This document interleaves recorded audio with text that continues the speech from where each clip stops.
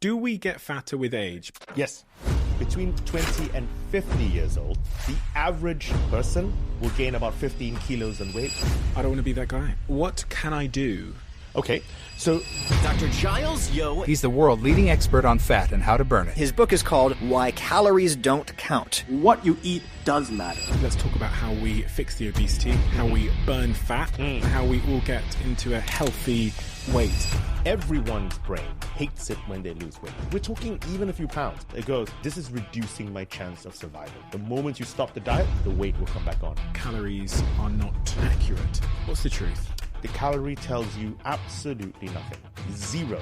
So if you actually look at a stick of celery, raw, it's got only 6 calories. If you cook the celery, that 6 calories becomes 30 calories. Understand the limitations and caveats of calorie counting. Veganism. What are the general stereotypes that need addressing? Veganism, plant-based in particular, is a diet for the privileged people who can choose to do so. We do not need everyone to be vegan. Sustainable weight loss. What is the way that you would suggest to do that? The simple way. Okay. It is the set of numbers that you can apply to whatever diet you like. So the first is...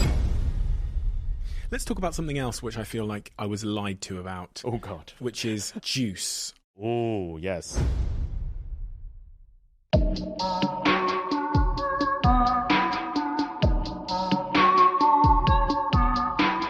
Giles.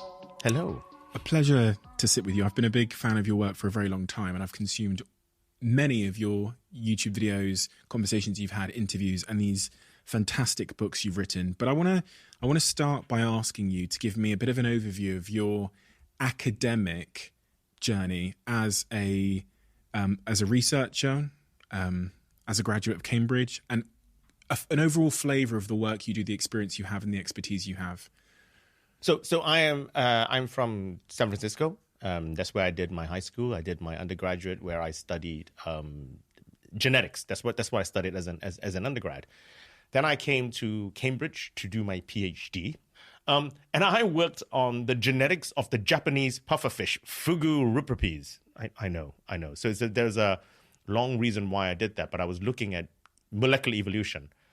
And I was well trained as a geneticist, but then I realized that genetics of pufferfish was not going to pay my mortgage. And it was at this point I needed a job. So I finished my PhD. I went knocking on doors, actually. I didn't look at any adverts or anything. I just went to the department. I said, do you know what? I'm just going to see if anyone has a job. And the second door I knocked on was a guy named Steve O'Ratley, and he had just identified the very first obesity gene in humans. When mutated, caused really severe obesity. This was 1998. And I joined this lab. I was from a famous lab. I was a geneticist.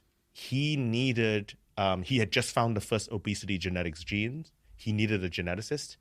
That's how I got into genetics of obesity. So that's how I started. And then I started with the genetics of severe childhood obesity. So kids who are 3 years old, but 100 pounds. So this is not, we're not talking just a little bit chubby, just drink too much Coca-Cola type of things. I mean, these are mutations which cause really, really severe obesity. That's where I started my career. Where they can't stop eating. They can't stop eating because, in particular, because they lack the signal between fat and the brain. There is a signal, there's a hormone which lets your brain know how much fat you're carrying. That's important because how much fat you're carrying is how long you would last in the wild if there was no food. So if your food sources stop today. So it's an important piece of information. But if you lack that signal, like some of these children do, this is one of the 100-pound kids I was telling you about, then what they have is a brain that thinks that they're starving. Because now there's no signal. So the brain thinks they have no fat. When don't you have any fat? When you're starving. And so these poor kids who we think and we judge, look at that fat kid. What is that? Look, the parents don't care about them, right? Because there is a mutation, the signal is broken, the child cannot control their diet. That's what I started studying 25 years ago. Fascinating. What happened next in terms of your academic journey? I began to move away from extreme obesity to look at all body weight, whether or not you were skinny, medium-sized, or large. And secondly, I also began to think, I can't just hide myself in a lab and do this, because otherwise there are going to be people thinking that this kid's fault that he is 100 pounds, or someone might be a BMI 30, someone might be 10 pounds overweight and think it's their fault as well. That was, for me, a big turning point to change what I was doing, what I was studying, to make it more general, and to also begin to do things like to podcast, or to speak to you, and write books, and do things more broadly and speak to people outside the academic environment. And you've done a number of shows on the BBC and documentaries, right? I found 3 at least. The first one in 2016 called Why Are We Getting So Fat? In 2017, Clean Eating, The Dirty Truth. And in 2018, Vitamin Pills, Miracle or Myth. And obviously as well, you've written these 2 fantastic books called Why Calories Don't Count and Gene Eating. So my question becomes, why did you focus on food? Why did you care personally enough to pursue with such persistence the topic of food? Why is that personal to you? You could have done anything with your intelligence. Why food? So, well, first of all, I love food. so there's that. I do love food. But actually, no, we followed the biology. So we now understand more broadly that when we study the genetics of body weight, we are, by its very definition, studying the genetics of how our brain influences our feeding behavior. So there was an academic reason for this. So just as an example, why do some people respond to stress by eating, whereas other people respond to stress by not eating? It's exactly the same hormone, but people literally respond in diametric opposite fashions, okay? Why do people love food? Some people use food as fuel, et cetera, et cetera. And so on my academic side, I began to try and understand the mechanisms. I was interested in that. But then it got me thinking about food. It got me thinking, well, hang on a second. When I travel, just as an example, particularly pre-COVID, and I end up in an airport somewhere international, O'Hare in Chicago or something like that, and I'm transferring planes, for whatever reason, I find myself I get stressed a little bit. I find myself having to eat a big bowl of carbs, particularly rice or noodles. And I was thinking about this. This became a habit. Whatever airport I'm in, particularly if I was transiting, I would try and find the closest place I could get a big bowl of noodles. In fact, just before I came here, what I had for lunch, I went to Bone Daddy's to have ramen. So that's exactly that. I wasn't stressed, but I was trying to relax. Okay. And so that was what really got me into. I said, well, hang on a second. What is it about food that makes me relax and calm and that I love? And then what is it about food that makes some people so angry? You know, we're almost religious, almost evangelical about it. And that is where I started thinking there is a link here between what I do in my day job in the lab, and I teach and what have you, and what I think about, you know, from broadcasting, from writing. And that is when I said, you know, if I'm going to do something, I want to enjoy it. I love food. I research food. I write about food. That's the reason why, because I love it. And I thought that I wanted to know more about myself, and hence then more about other people as well. You referenced your day job there. What is your day job as we sit here today? So my day job is I'm a professor at the University of Cambridge, and I teach and I research there. So that's my day job. And I have a group, and we study how the brain controls food intake through using cells, using molecules. So that's the day job. I say that. I mean, this is obviously. I mean, the writing is also a job, obviously, but it's what I do in my spare time. And actually, what's interesting is it's what has made me, I think, a better scientist. I think too many scientists lose perspective. And that's fine, right? I mean, I'm not more brilliant than there are much more brilliant people than me. But I think people do lose perspective. And I think you need to go out of the lab. You need to you need to ask what people are interested in a broader society, what they understand about what you do. And so that's the reason why I do what I do, and why I say the day job versus this, even though I merge it all together.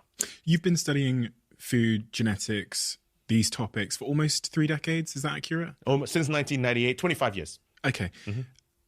Where are we in terms of culture as it relates to our opinion and perspective on food? Do you know what I mean by that? Like, if you started 25 years ago, when you observe how society views food, the relationship it has with it versus your perspective today, where are we today? I think it depends. I think there is a polar response to food. We are in a polarized society we live in today, and I think the same is true about food.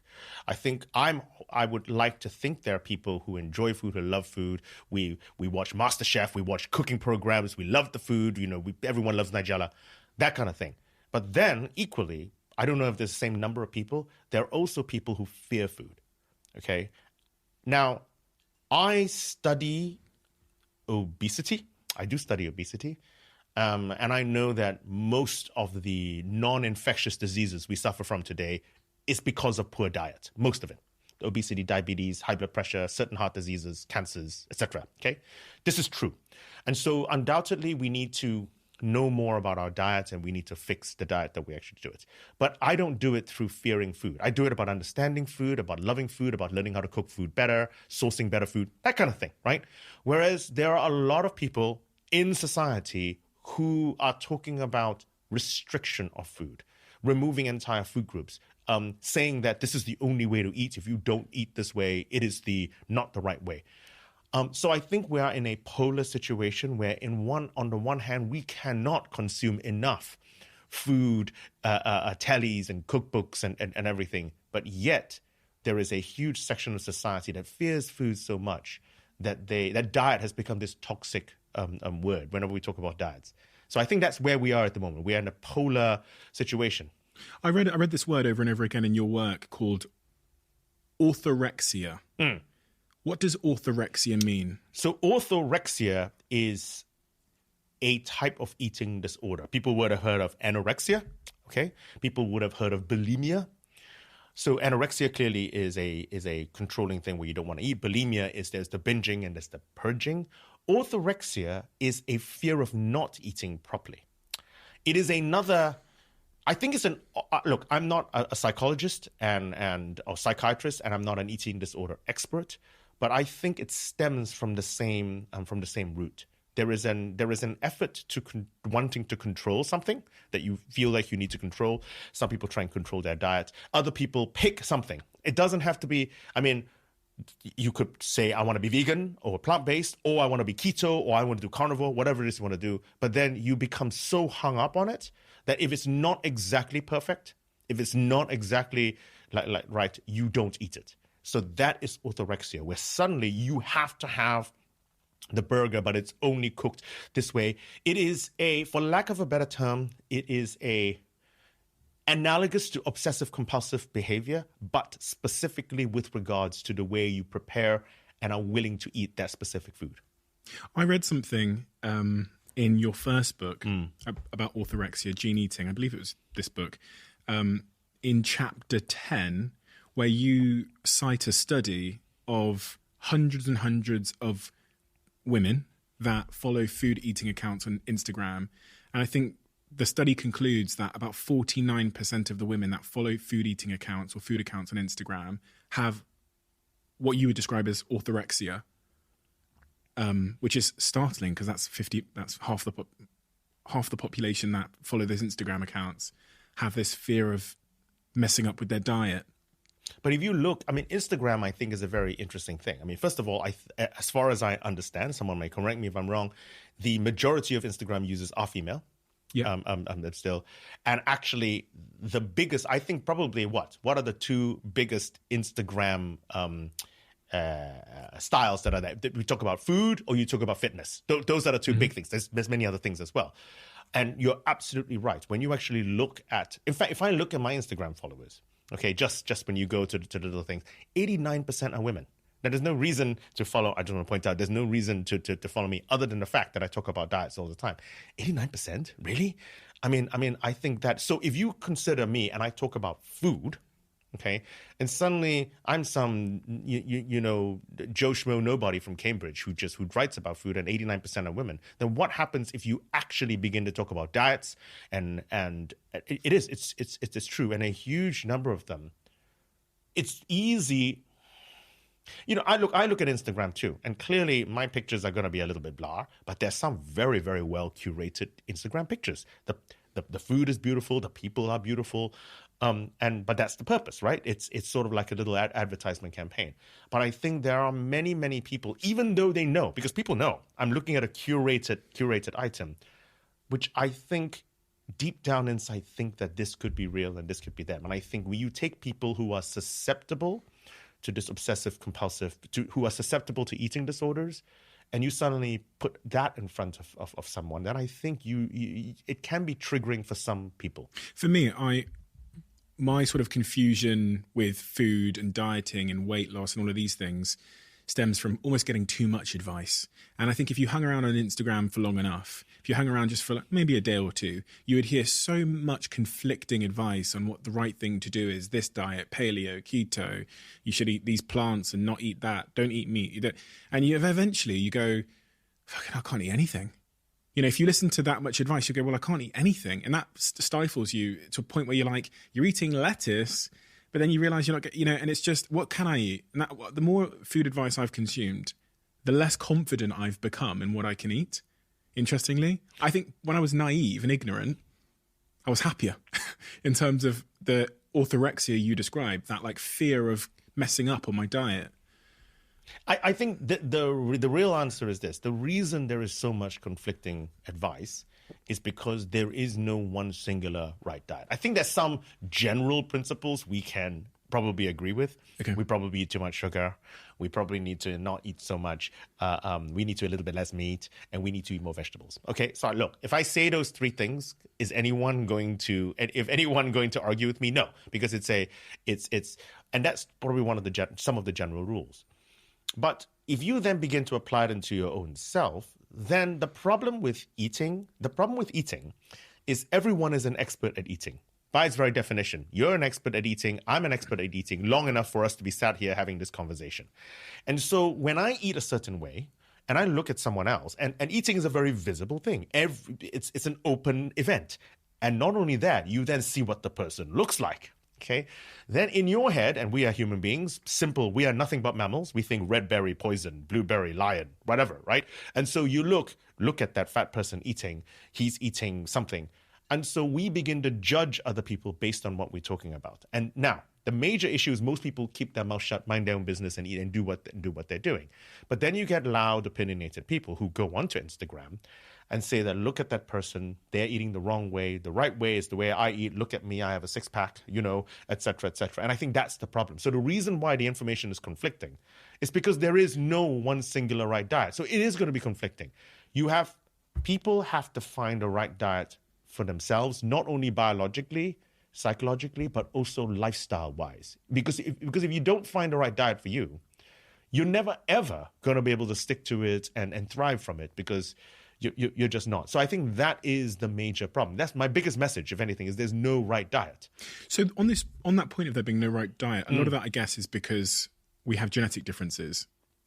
That's one element of it. There are genetic differences. Let's start there then. Mm-hmm. With my genetic makeup, yep.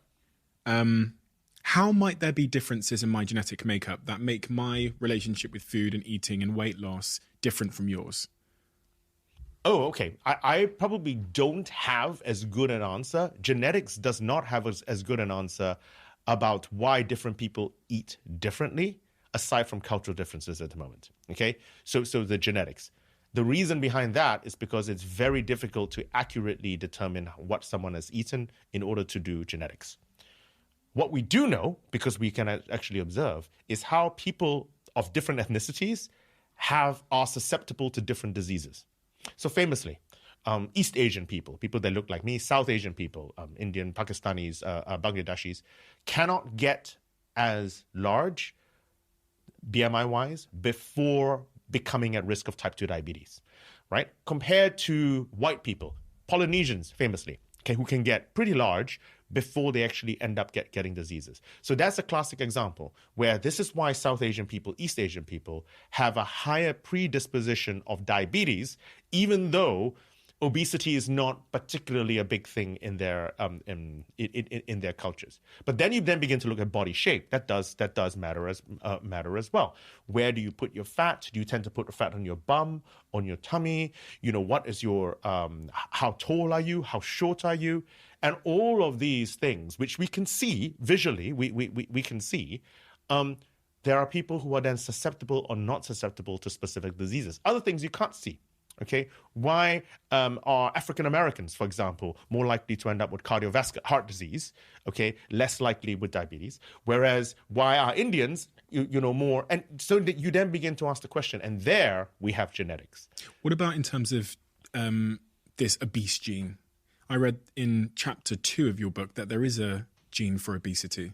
There are more than 1,000 genes for body weight. The obese gene in chapter 2, which I talk about, is this leptin gene, is this gene which lets your brain know how much fat you have. So that's the exact gene. Leptin is the gene that I'm talking about in chapter 2 with the obese. It's called the obese gene because the mouse was called obese. There was a lack of imagination because the mouse was a naturally occurring mouse that had a mutation in the same gene. Scientists found out what that was and then found out that it was conserved in humans. And that's where my boss, Steve Aratley, then came in and found that gene was also mutated in some humans. So that's the obese gene. It's the fat gene, meaning gene from fat, that lets your brain know how much fat you have. And is that possible to be not just on or off, but slightly defective? So some people can just get a little bit more hungry than others, or is it a binary thing where it can be on or off? So leptin, for whatever odd reason, is pretty much binary. So if you have a little bit of it, you're fine. If you have none of it, you're not. However, there is obviously a pathway. Leptin signals to the brain, which signals to something else. And there is another gene that I looked at called MC4R. It's part of the pathway. It's part of the same fat sensing pathway. That is a rheostat. It's like a thermostat. And so, for example, we have found thousands of different mutations in this gene. And you can imagine that depending on the severity of the dysfunction, some are completely dead, some are 70% functional, we can predict how much someone will eat in a test buffet meal scenario if they have a 50% functioning gene versus a 0 functioning gene.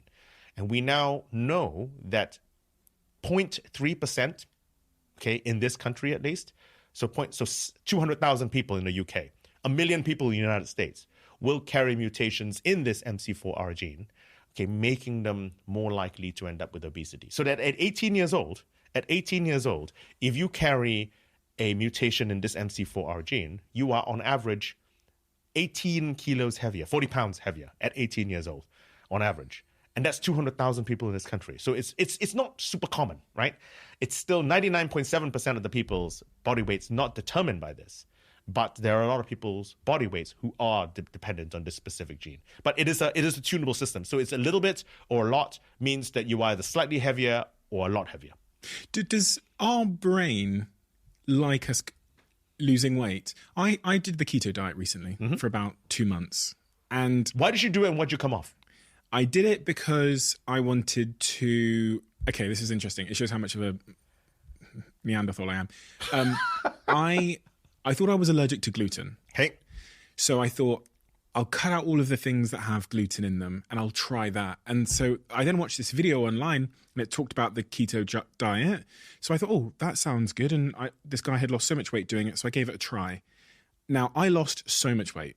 More weight than I've ever lost in my life. Extreme. I did it for about 8 weeks. I lost about 1 stone in weight. The reason I came off it was because it was hard. It was hard. In a simple word, it was difficult. And I don't know, I felt like I was fighting against something. How long ago did you come off it? And the crucial piece of information I'm interested in is, have you gained any weight back? 45 days ago, none of your business. I'm joking. No, I gained so much weight back. I didn't just gain the stone I'd lost. I think I gained a little bit more back. I think I gained 1 stone and a bit back. I mean, I'm not in bad shape, but like for me, I went from being absolutely lean, like I'm ready for men's health, to being like, back to being like, I'd say athletic now. But I gained back the weight I'd lost and more. So this is why I asked the question about the brain. My brain didn't seem to be on board with me. It didn't seem to want the best for us. And it seemed to want to return me back to my default base state.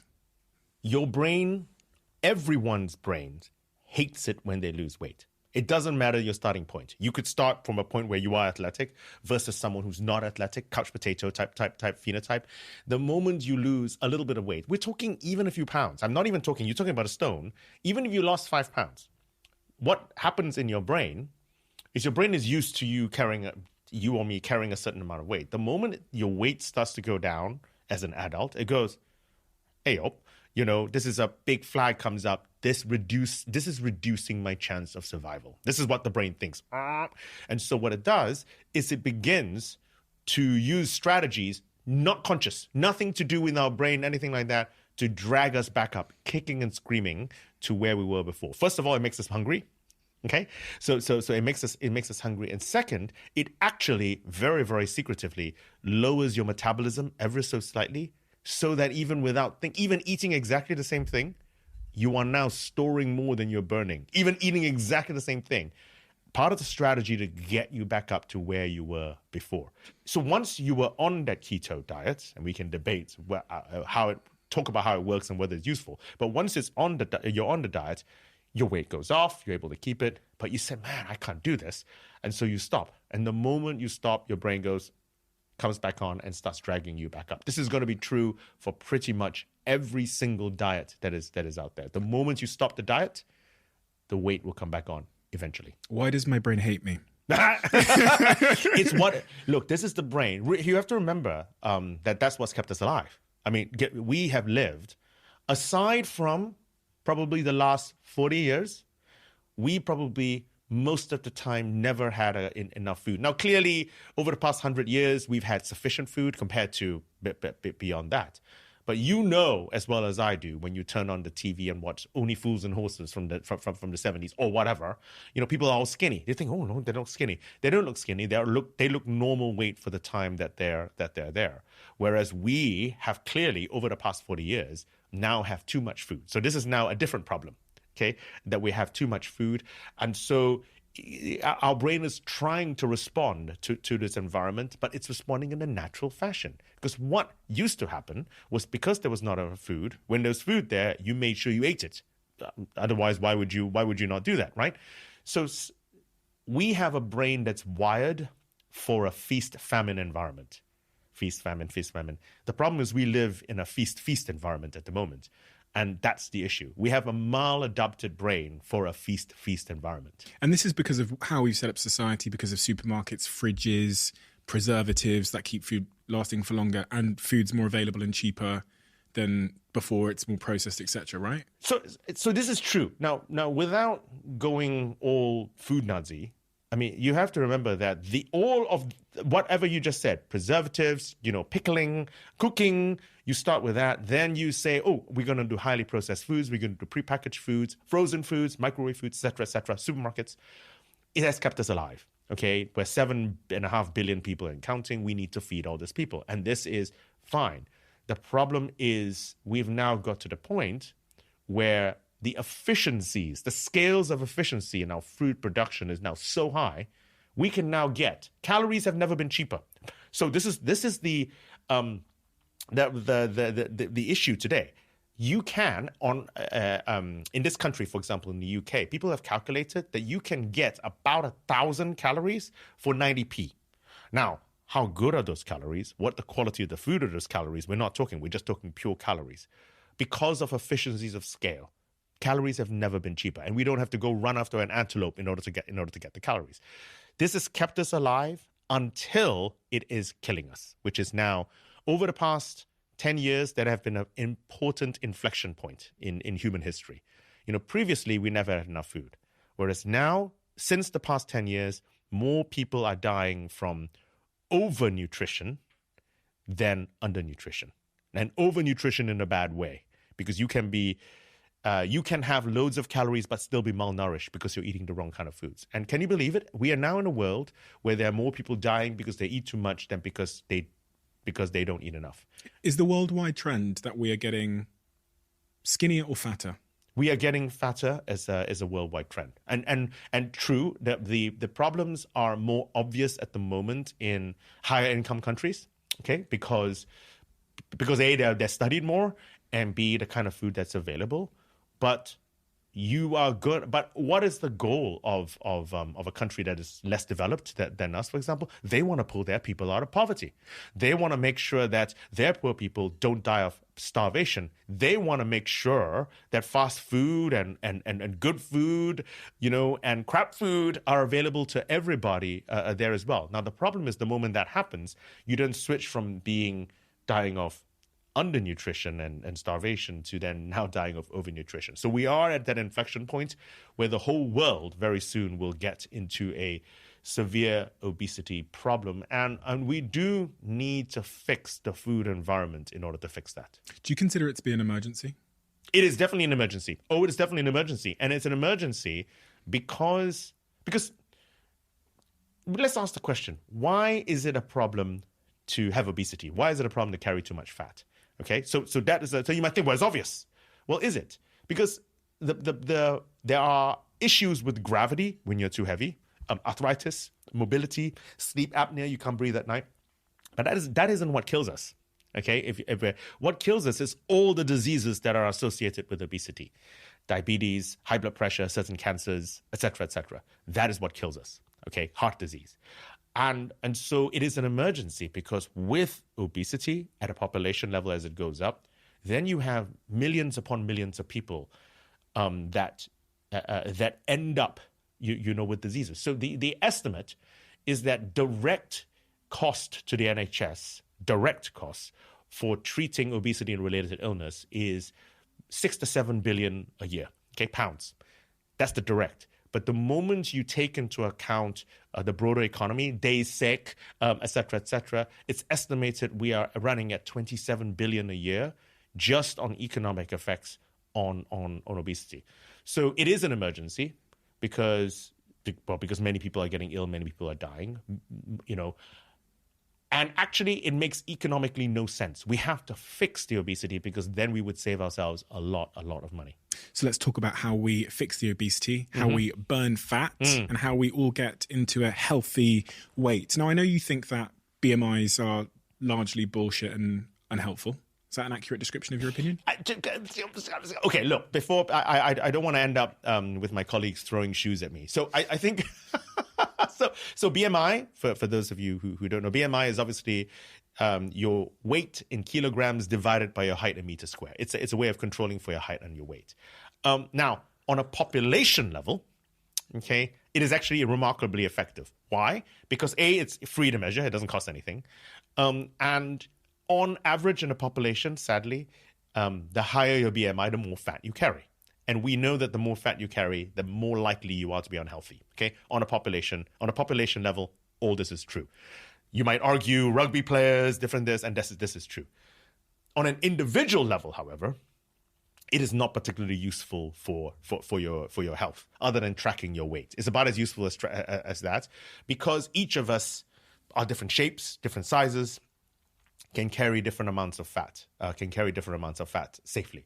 So that is the problem with obesity, right? It depends on who you are, how heavy is heavy before it actually begins to actually influence your health. So let's talk about food a little bit. I'm currently doing some kind of version of intermittent fasting, right? Details. What's some kind of version? I just don't. Let's call it time-restricted eating. Oh, okay. Yep. Right. Basically, I don't have breakfast. I actually don't really get hungry at breakfast, to be completely honest with you. I tend to get hungry a bit later in the day, so I haven't eaten anything today, and God forbid, it's 3:30 p.m. Wow. I know, but I just don't seem to get hungry yet. Okay. And then I read your book, and in chapter 3 of Gene Eating, you talk about front-loading your food in the day. Now, I was like, fucking hell. I'm trying my best here, Giles. And they told me to eat later in the day, to skip breakfast, we don't need it, and then to time-restrict your eating. And then I read your book, and then it says, front-load your food, have a big breakfast, medium lunch, small dinner. What's the truth? Okay. So that is I think most societies have a similar saying. The Chinese have a similar saying as this as well. So a couple of things. What saying? eat like a king at breakfast, a prince at lunch, and a pauper at dinner time. And so the Chinese have a similar saying, because I think people kind of work this out. Now, there is some truth to this, but then I'll come back and explain what the truth is. So the some truth is that actually, clearly, our metabolism is highest during the day, because we have to avoid becoming food and we have to look for food. Okay, so that's the thing. Whereas at night, when we're asleep, our metabolism drops. So if you eat your biggest meal at night, and then a couple of hours later you go to sleep, then clearly you are loading your calories and then going to sleep, which is in storage mode. Whereas if you eat your biggest meal during the day, you have the whole day left in order to burn it. Now, homeostasis, it does balance itself out. So it's not the driver of obesity, but undoubtedly it will make a little bit of a difference there, okay? But then a friend of mine, Alexandra Johnstone, Professor Alexandra Johnstone, up at the Rowett Institute in Aberdeen, just published a study, I think probably only 3 months ago, okay, which was very interesting. So what she did was she got people, a cohort of people, and got them to eat exactly the same number of calories. They supplied the food, so they knew what they were going to do, okay? And they did it either by front-loading all the calories at breakfast or back-loading all the calories at dinner, but everyone ate exactly the same thing, and then everyone then swapped, okay? So everyone did the whole thing.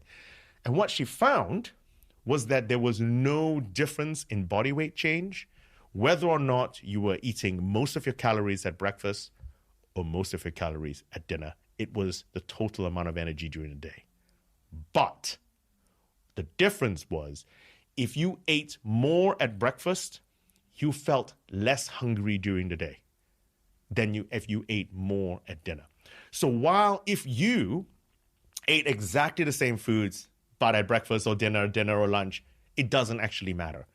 But for some people, it may very well be easier to have the big breakfast, because it means, particularly if they love food in particular, because it means they get less hungry throughout the day. So that is the truth. That is the nuance. But does that mean, I've got a first-hand experience in this, that if I'm not hungry throughout the day, then when it gets to midnight, I'll be thinking, No, but it doesn't matter, right? Because it's not like, well, it depends. Depends how much. If you suddenly ate 3,000 calories at dinner, then maybe there. No, I'm not talking dinner. I'm talking midnight snack.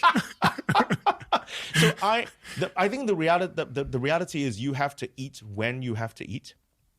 Is the answer. Now, if you were trying to lose weight, so if you were actively trying to lose weight because if one was actively overweight, then you might begin to think about when you wanted to eat more. I would probably cut the calories from your dinner rather than cutting the calories from your breakfast. But if you are surviving during the day, and this is true about many people, right? Nurses, doctors who work shifts, firemen, police officers, whatever they do, you got to eat when you got to eat.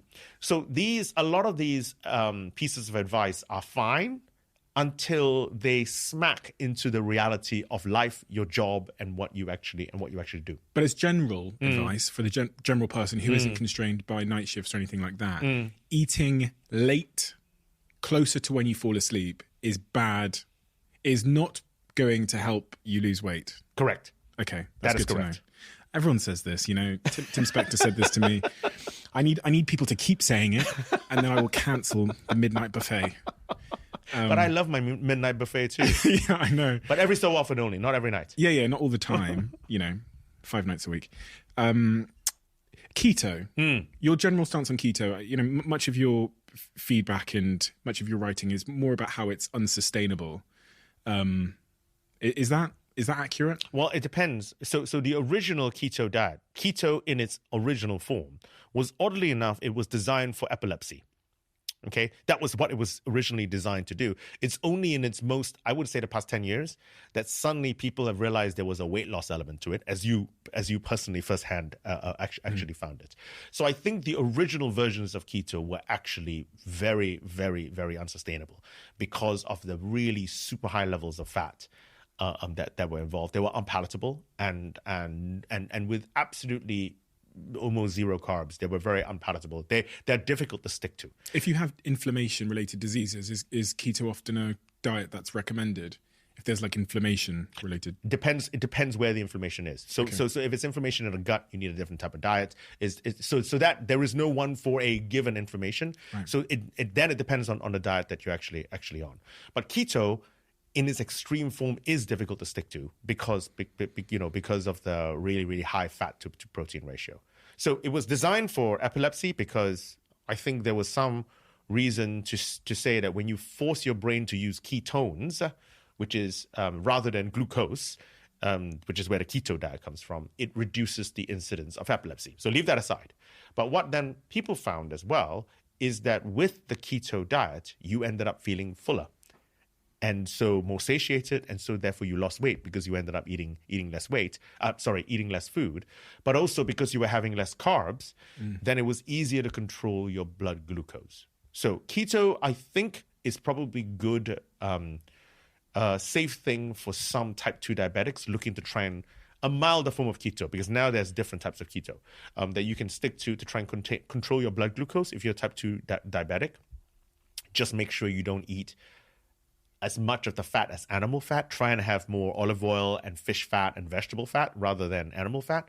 Then there probably is a case to be made for keto not as extreme. For a healthy individual such as yourself, you found how difficult it was to actually stick to it. I think there's probably a case to be made for introducing a little bit of carbohydrates, but high fiber carbohydrates in there so that it makes it more sustainable.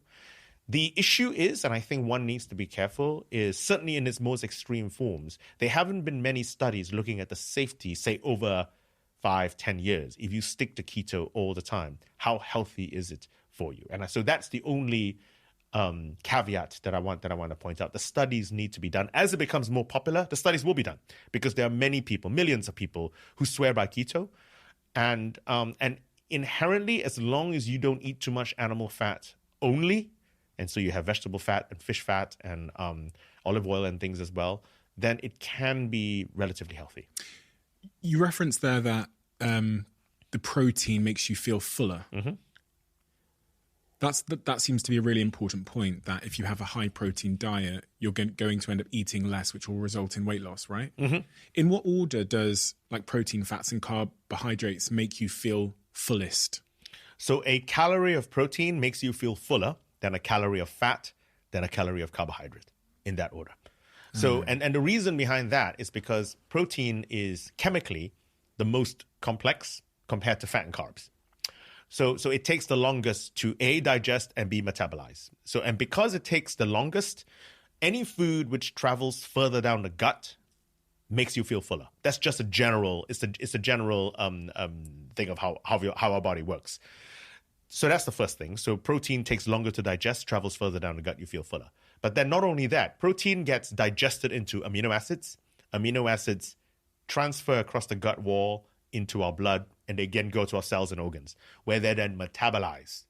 Now, during the metabolism stage, it then takes a lot of energy to metabolize protein compared to fat and carbs. So for example, for every 100 calories of protein that you eat, we are only ever able to use 70 calories.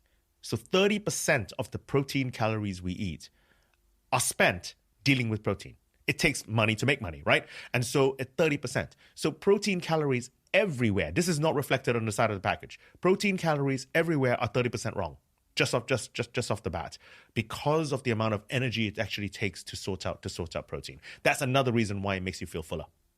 Super interesting, that point about calories. Obviously, I talked to Tim Spector a lot about that, and it really is a kind of a narrative buster that calories are not accurate.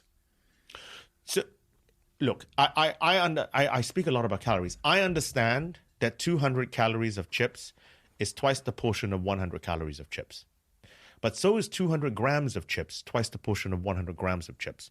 And no one is trying to compare 200 grams of chips to 200 grams of carrots. Broadly speaking, that's what it is.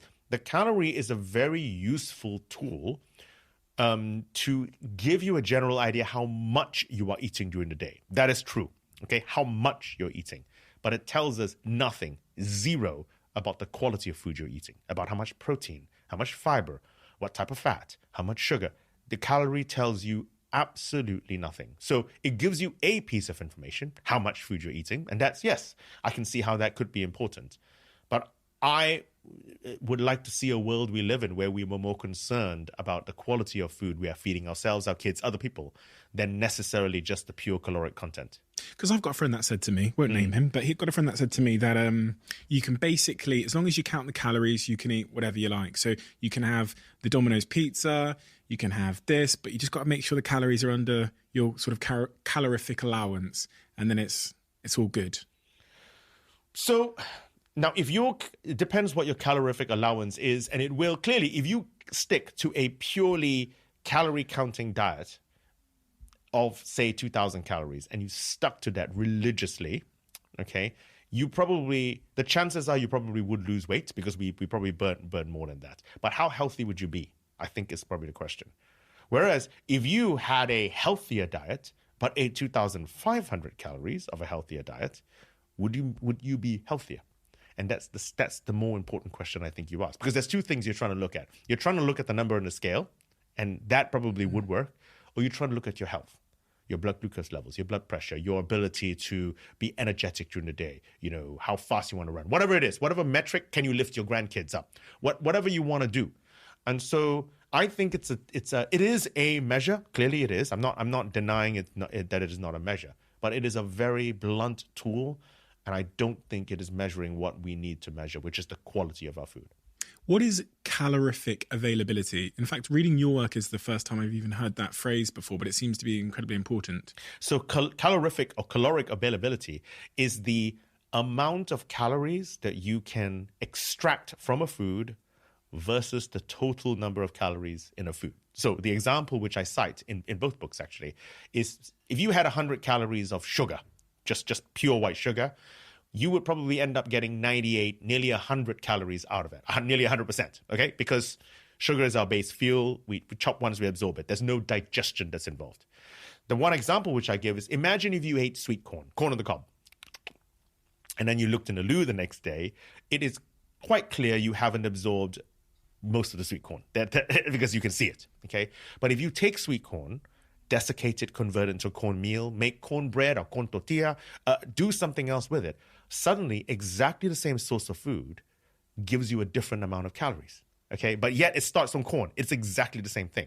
So that's caloric availability. You can start with a source food, but depending on what you do to that food, different calories are available. There's nothing wrong with corn tortilla, there's nothing wrong with cornbread, and there's nothing wrong with sweet corn. I'm just saying that the calorie counts make no sense because you will extract different amounts of calories from the food, even though we're working with exactly the same food. That's crazy. So if I had corn on the cob, like you, I'm just mimicking your action there, and then I had a corn tortilla. Yes.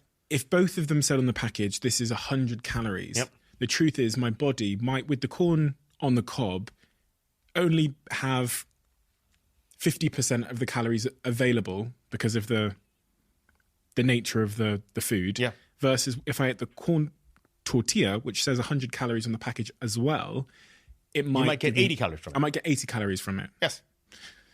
So I'm going to give you another example. Celery is probably something that's easy, and we've actually measured this. So if you actually look at just a typical medium-sized stick that you might get with some buffalo wings or something like that, okay, of celery, raw, okay? People say that celery has a negative calories. Not really, but it's got only 6 calories. It's nearly negative, okay, for that. If you cook the celery, chop it up, put it into a stew, whatever the hell you're going to do with it, that 6 calories becomes 30 calories because you've cooked it. Exactly the same food, and this time I'm just cooking it, all right? Because the cooking, you can almost consider cooking as an extension of your stomach. It does some of the digestion for you, right? Because you're cooking it, particularly in a stew, it's just an hour, 2 hours, and then you eat it. So then all that energy, the reason why we only extract 6 calories from a raw celery is, it's 99% fiber and water. And so whereas if you cook it, then what happens is some of the fiber breaks down, we're able to do it. That's another classic example. Exactly the same food. You cook it, suddenly 6 times the number of calories you get from it. It's an extreme example, but I thought crazy. yeah, exactly. Because I could go to a supermarket and I could get a 6 calorie stick of celery. It could literally say on the package 6 calories. I take it home, I think, great, I've got 6 calories left in my calorie deficit today. I pop it in the pan, I stew it, I eat it, 30 calories out of nowhere. Correct. That's false advertising. Correct. I know. I'm going to get myself into trouble. No, but it's true. That is exactly true. That's crazy. That's why I don't think calories are the most useful thing to be measuring, because they shift. They're a moving target, which is fine as long as we know what we're expecting. But if you are a religious calorie counter, once again, you have to do you in order to. So some people do that, and for them it is a useful strategy to keep the weight off and be healthier. I'm not going to bag on you. You do what you want, but you have to understand that religiously counting it means that depending on what type of calories you eat, that no matter how religious you are, you're going to be absorbing different amounts of calories anyway. But again, as you've highlighted there, the positive upside to that is it gives people something to measure. Yes, which is relative. Yes, and that's the benefit for them. That if they're measuring it every day and it's the same food they're measuring, it's all relative. And there's some benefit to them, because obviously people are very passionate that they've had great results from calorie counting in their lives. It's something to measure. But many people who calorie count, just to be clear, means they stick to eating the same thing which they've done, roast chicken, whatever it is, but eat fewer calories of the roast chicken dinner. Yeah. Now that does work, because what you're doing is you're now reducing the portion size of what you're eating. Whereas if you're saying that, wait a minute, I'm going to switch meals entirely and go from eating 2,000 calories of chicken, but I'm now going to have 1,600 calories of sugar. That's a stupid example, but imagine that was the case, okay? Then calorie counting is not going to work, because chicken is better for you than sugar. And so that is an extreme example, but few people do that, but I highlight it only to make sure people understand the limitations and caveats of calorie counting. I started to believe, I think, as I said to you earlier, maybe 12 months ago, maybe a bit more, 24 months ago, that I was gluten-free. And I believed that because I'd eaten some things and then I had like a bad gut reaction, some pains, bit of bloatedness. And then when I didn't eat those things that had gluten in them, that kind of pain and bloatedness went away. So my genius brain assumed, self-diagnosed, that I am gluten intolerant. And then I marched through the world for the next 2 years being that kind of like pretentious arsehole that's asking if there's gluten in everything and, interrogating the ingredients of everything I put in my mouth to try and avoid this thing called gluten. Now, from reading your work, I've started to consider that I'm not in fact a genius, that I'm in fact an idiot, and that I'm probably not gluten intolerant. And that because you look at society and you look at packaging and you look at signage on restaurants and on menus, they have gluten-free everywhere now. Everything is like gluten-free. You go in the supermarket aisles, it's gluten-free pasta, gluten-free this, which creates the impression that humans are just not meant to eat gluten and we're all gluten intolerant, or 50% of us are. How much truth is there to that? So 1% of the human species are celiacs, okay? And they are completely allergic to gluten. And you want to stay away from gluten, okay? Like literally, they get to the point where it's so bad that their guts don't work anymore and can't absorb food carefully. And so it can kill you. So that's no joke. And so gluten-free was originally designed to cater to people with celiac disease, 1% of the human species. Now, 3 to 4% of humans, and that's slightly more difficult to measure, are probably genuinely gluten intolerant. And this could be maybe from a little bit farty till some severe gastrointestinal distress, but genuinely so. And probably it's best for them to at least not have a big bolus of gluten. But the rest of us are not. But yet 25, as a market, 25% of us buy gluten-free at any one point. So it's become profitable to sell gluten-free. They now label rice as gluten-free. Rice doesn't have gluten, never had gluten. Okay, from it. And so they label rice as gluten-free, thinking that it's some product. It's not a product, it's just rice. So I think the issue here is it's been a boon for people with celiacs. For celiacs, I've spoken to people with celiac disease. They go, we've never had it this good, okay? Because before you have to go, you'd be really concerned. Now, every place you go to, the moment you say gluten-free, you get a gluten-free meal and everything is fine. The only downside is some people look at them, Yeah. But that is a classic example of people thinking that it's healthy. But can I just, once again, I'll stop asking you questions soon, but did you actually go and get yourself diagnosed about whether or not you are gluten intolerant? Because it doesn't mean that you're not, because you could be. By the way, you can always ask me questions. And to answer your question, yes, I got diagnosed by Dr. Stephen Bartlett. Right. In the comfort of my own home. But my brain wrote out the slip and made the diagnosis. Have you gone back to eating some gluten? Yes. And nothing has happened? Do you know what's really interesting? Something after I finished the keto diet, keto diet, I then tried a little bit of gluten and everything was okay. I had a little bit of gluten and I didn't really notice any issue. So, and I was wondering if like keeping myself off gluten or keeping myself off something for those 2 months had almost restored my gut in some respect, that I could have a little bit of gluten again, because I'd kind of, I don't know, it was interesting. But the issue with gut is that for example, I will have exactly the same symptoms of what you just said, bloated, blah, blah, blah, all these things when I have lactose. I'm lactose intolerant because it is a food substance that influences the gut. So I think the issue is I wouldn't put out of hand some thing which you've had with your gut. It could be actually real. Is it necessarily gluten? Was it lactose? Was it something else? So the problem is, and the reason why people immediately think gluten is because that's what's in front of them. But it could be a number of other things which cause your gut just for a little bit. Or it could just be eating the wrong type of chilies, right? And that could also do it. But the moment it begins to influence your gut, it has, broadly speaking, the same phenotype, the same presentation, whether it's gluten, lactose, or Mexican chilies. So that's interesting. So you're saying, 1 to 4% of people really do have an intolerance, roughly. Yes. And then 25-ish% of us buy gluten-free, assuming we are, Either assume you are gluten intolerant or think it's healthier. Oh, I think it's healthier. Okay. We think gluten's a bad thing. Yeah. Is gluten a bad thing?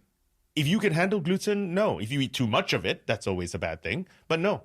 And let's put it this way. A gluten-free donut is still a donut. Whether or not it has gluten or not, so there are things which are inherently fried and have more calories, more caloric availability, and there are things which are inherently less, whether or not they have gluten. What about, you said lactose intolerance, that you're lactose intolerant. And in your book you say that 65% of adults are lactose intolerant. That's correct. That's crazy. That's a huge majority. That's a huge majority because the mutation is lactose tolerance. So under normal circumstances, so lactose is a sugar like glucose, like fructose. But mammals, obviously all mammals can drink milk as babies. We are mammals. All mammals can obviously drink milk and absorb lactose as babies. But then most mammals, including 65% of human beings, become lactose intolerant the moment they become adults. I guess there's a question of why and then how. Why?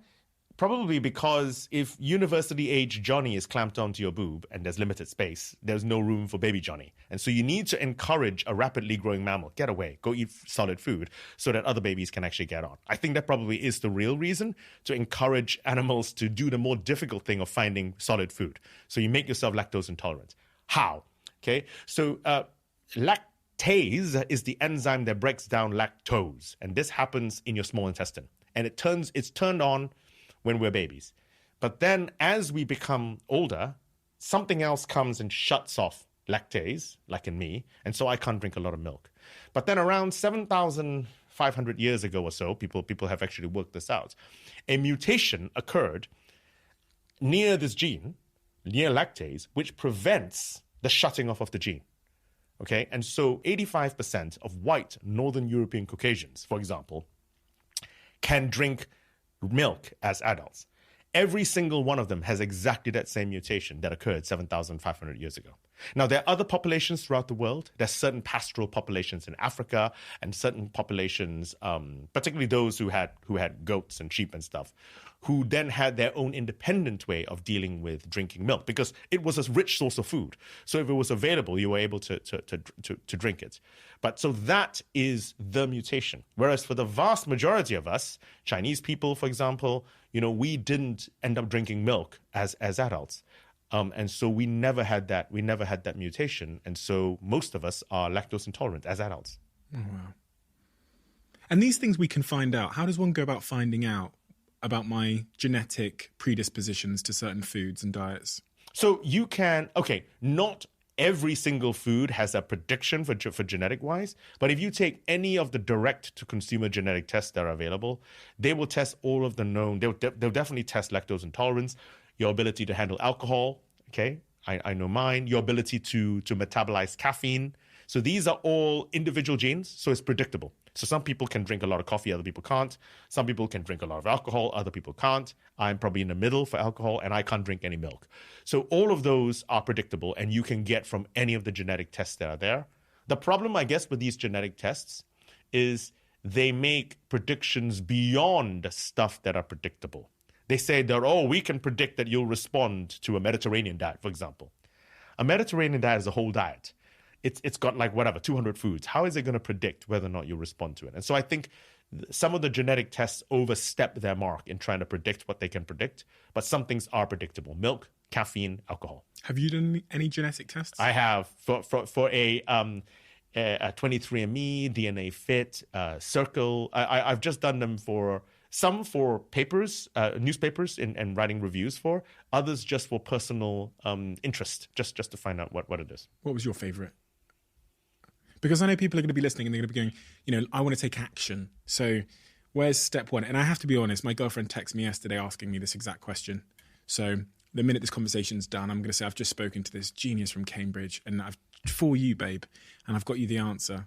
She texted me yesterday asking me for a good DNA genetic test that will help her understand diet. Help her understand her diet? Yeah, her tolerance to certain foods and predispositions. Okay, so there are many different tests out there testing different things. So there is an advantage to going with size, like 23andMe, obviously. I'm not paid by them.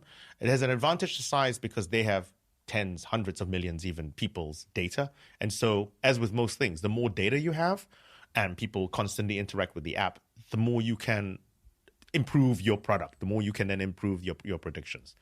But 23andMe only tests a limited number of the genes in yourself. Okay, so in other words, we have 3 billion base pairs in our DNA, each individual mark. 23andMe, I'm going to get this wrong now, probably tests about 2 million or so, okay, of the 3 billion. Whereas if you go to some other companies now that now in effect sequence your whole genome, or at least all your genes, so you get a lot more information. Then they get more information. The problem there, however, is A, it's more expensive, but B, fewer people have done it. And so they haven't yet had the time to begin to tweak their algorithms and their predictions to get a more optimized prediction. So that's the problem, right? Okay. Whereas 23andMe is cheap. So that's probably a good place to start to ask certain questions. Look, I am happy to literally happy to give you a better prediction than 23andMe's algorithms because I can, for example. But they probably give a pretty helpful look about lactose, alcohol, whether or not you may or may not be gluten intolerant. They give some pretty good predictions there. Okay, I'm going to do that. We'll have a chat off air. Yeah, I really need to do. I've been thinking about it for a long time, so I'm going to pull the trigger. It's quite remarkable that I haven't yet. You did a documentary called Clean Eating, which is predominantly about plant-based eating. It wasn't predominant. I did look at plant-based. I also looked at the alkali diet, and I also looked at gluten-free. So let's talk about those last two then. Yes. So plant-based diet. I heard that there was a lot of adverse reaction from some people in some communities regarding the plant-based component of that documentary. Is that true or false? That is true. That is true. And the reason there was a problem was, look, I hope you think, speaking to me, that I'm a reasonable person. I speak with some nuance. I don't think so.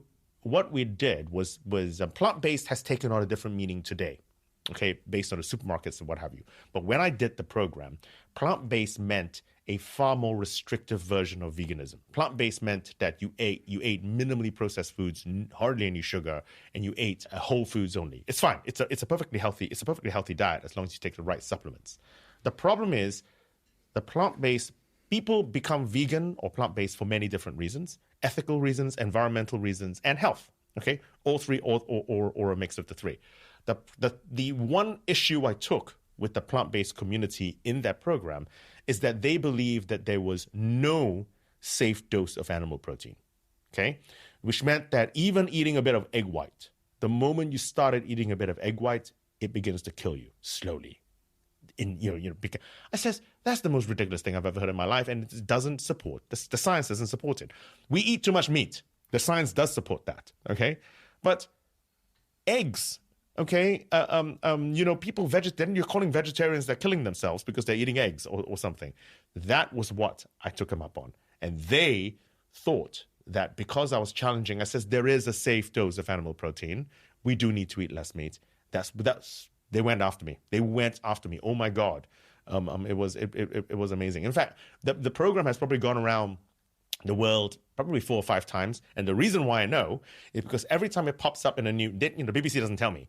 Every time it pops up in a new country, I wake up to my inbox or my social media, and suddenly I get a rush of hate. The Canadian vegans have seen it again. Oh, look, it's in Australia. Oh, the Swedish vegans, hello, and so it's just this really odd evangelical. I want to point out, I know this, please, it's the people that believe there is no safe dose of animal-based protein. Clearly, there is a safe dose. There are different reasons for doing things, but don't say silly things. That's what got me into trouble with evangelical vegans. Because I've watched some sort of plant-based vegan documentaries on Netflix, and I come away from them thinking, Christ, I should never eat any meat ever again, for a variety of reasons. Actually, the reasons that I think they tend to lead with are more about the impact upon your health and your diet. I think that's a much more compelling sell for most people, especially for people in parts of the world where they have another set of problems they're dealing with first, which is trying to feed themselves, period. But as it relates to health and veganism, plant-based diets, what are some of the stereotypes there that you've highlighted? One, that there is a quantity of meat products that is healthy. What are the general stereotypes there that need addressing? So a couple of things that is it healthy to be on a plant-based diet? Let's just deal with that first, okay? And I think as long as you do it carefully and think about it and take the right supplements, it is. You have to supplement when you're on a plant-based diet, okay? You have to supplement certain things, vitamin B12, iodine, pardon me. You got to watch your iron, you got to watch your calcium. But you can do it safely, okay? But the biggest myth that I want to bust is that it's a diet for everybody. It is not. Veganism, plant-based in particular, is a diet for the privileged people who can choose to do so. I can choose to do it. You can choose to do it. If you live in a developing country, okay, or, no, let me even stop that. Not even living in a developing country. If you are Mrs. Smith, working 2 minimum wage jobs, okay, in this country, trying to feed your kids, are you really going to be concerned with your pulses and making sure the supplements are right to actually feed your kids so they can have a vegan diet? No, you want to feed your kids, all right? And so what annoys me about evangelical plant-based and vegan is not that people do it. People should do what they want to do. But what they do is they make other people feel bad by not having that diet, particularly when they don't have the choice to do it. That is what annoys me. I've seen some videos on social media, we've probably all seen them, of certain activist groups that want people to stop eating animal products, going into supermarkets and taking the lid off of the milk and just pouring it all over the floor in protest. If you were sat with one of those people that goes into supermarkets, pours milk on the floor and goes into the meat section and does whatever, and they came to you and they said, what should we be doing instead, in your perspective, to move people away from animal products for moral or environmental reasons, whatever it might be? What would be a better strategy based on what you believe and what you've studied? We do not need we need to move the curve. We do not need everyone to be vegan. We don't. There are going to be people who are vegan, and that's perfectly fine. I want to stress I am not anti-vegan in the slightest. But what we need as a world is for everyone to eat 10 to 20% less meat today. That is achievable. Don't eat meat at lunch.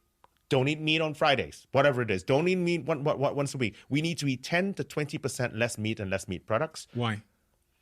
for two different reasons. That the environmental impact would be enormous. Beyond anything, the environmental impact would be enormous. And that would help the environment. That's the first thing. It's interesting. So COP26, I think, was just finished, and COP27 is the people were talking about sustainable farming. People were clearly talking about fossil fuels. All of these need to talk about. But no, the term eat less meat, not eat no meat, eat less meat, did not even make it to the discussion. It was not even mentioned in the final thing, because people are too afraid about the farm lobby. Okay, but that's because we're framing this in a slightly the wrong way. Because people think, oh, you want us to cut out meat entirely, you want us to destroy our farming industry. No, we need to just eat a little bit less meat, all of us immediately, for the environment, and actually that will also turn to our health as well. So that, I think, is the framing we need to go for, rather than saying that veganism and everyone needs to be vegan, because that puts people off. And whereas if you don't have meat 1 day a week, 2 days a week even, if you want to do it 4 days a week, whatever you want to do, most people can do that quite easily. You know, on this discussion, on this debate, some people are very morally in touch, and they care a lot about the environment and the world, and I applaud those people. But then other people will think, and I've heard certain commentators who I shan't name say, you're not taking my steak from me, I don't care. And that's a real, so there has to be something, it feels like, more systemic that we do in society to really affect change, because people are, I think, quite naturally, often, not always, but often quite selfish. And they don't really think about the big picture. They think, well, I'm not going to be alive to observe the effects of those things anyway. So is there anything that we could do at a systemic level, whether it's supermarkets, whether it's, I don't know, tax, or whatever it is, to try and reduce the amount of meat that people are eating? Or is that the right approach? Okay. I mean, the term taxation always scares people. It does. Yeah. Okay. And I guess actually punitive, so to taxation, is always does two things. It always disproportionately affects poor people, and it always makes lawyers rich. Two things happen. I think a better way of doing it is to try and get people to choose the healthier choice. Whatever the healthier choice might be, make that the easier and cheaper choice. Now, this could be subsidizing it. This could be putting it in different parts of the supermarket. This could be stopping subsidizing dairy, the meat industry. There are any number of different things you can put in place, so that you can't make something more expensive without making something cheaper. That's the bottom line. Otherwise, it's not equitable. So I think that's what we need to do, but subtly. Once again, I'm going to sound, on the one hand, I'm saying that there's a safe dose of meat. On the other hand, I'm saying eat less meat. But that is the answer. It's a nuanced answer where we eat too much meat, and for us, the privilege, we at least have a responsibility to try and eat less meat, because we have the choice. We have the wherewithal in order to do it. And so I think that is what we need to do. We need to take a more nuanced view about it, less evangelical, understand that people's socioeconomic place on said ladder is important about the choices which they have. We need to make healthier food, whatever you want to do, healthy for the planet, healthy for the environment. Okay, we need to make it the cheaper, easier, and more convenient choice. That's what we need to do. That is the answer for a lot of environmental issues, isn't it? When you think about developing countries, if we make the alternative, that is the environmentally friendly alternative, cheaper, faster, easier, more accessible, people will naturally choose it. So it's a call for innovation, I guess, versus provocation. You let market forces lead, because the moment you try and make people do something, most of us are selfish. We don't like being told what to do. Whereas if we sort of think we made the choice because it's the easiest choice, then there's no choice, because then you just do it. And I think that is the way that we have to do it. Interesting. Let's talk about something else which I feel like I was lied to about. Oh, God. Which is juice. Orange juice. Oh, yes. Apple juice. I was told when I was young that orange juice and apple juice and all these juices was healthy. So I spent 25 years waking up in the morning and drinking as much of this fruit juice as I possibly could. Now, when I read your book, when I started speaking to other people, when I spoke to Tim Spector, I found some alarming things. One of the really alarming things you said was the comparison with Coca-Cola. Mm-hmm. Tell me about that. So orange juice or apple juice, both of those juices in particular, have as much sugar concentration, exactly the same sugar concentration as Coca-Cola. Is it not different sugar? It's not different sugar. So it is different in terms of in the juice because of its source. So it probably has more vitamin C. It probably has a couple more minerals. Okay? Yes, those are true. But the actual bottom line is it's still mostly sugar. I say mostly sugar. I think 12% concentration sugar in orange juice. Same for Coca-Cola. The sugar is exactly the same sugar. But yet when you do sugar taxes, you tax the Coca-Colas of the world, Iron Brews of the world, but you don't tax orange juice. Okay? Now, I make a huge distinction between orange juice, apple juice, and eating the damn orange. Because when you eat the orange, it's exactly the same source of food, right? So you drink a glass of juice. What happens is there is nothing to digest because it's sugar. So your body just absorbs it. Whereas if you eat exactly the source of food, Like a whole orange. Like a whole orange, like a normal orange. First of all, you chew. Yeah. And so because you're chewing, your body then senses, chewing happening. Okay, guys, get in order. We're about to receive energy. Okay, that's the first thing. Second, because your body then has to work through the fiber, this is a caloric availability thing, to then extract the sugar, instead of having all of the sugar absorb into your blood all at once, because there's nothing to do, it takes a little while down the gut for the sugar to get in. So exactly the same amount of sugar and exactly the same amount of calories is delivered into your blood, but over a longer period of time. And thirdly, because you're eating fiber, it travels further down the gut. It makes you feel fuller. You eat less of something else during the day. So that's the problem with orange juice. I really think that orange juice in very many ways is worse than Coca-Cola. Not because when you are drinking a Coca-Cola, you know you're drinking a Coca-Cola. I'm drinking a Coca-Cola. When you're drinking orange juice, a lot of people think that this is the health version.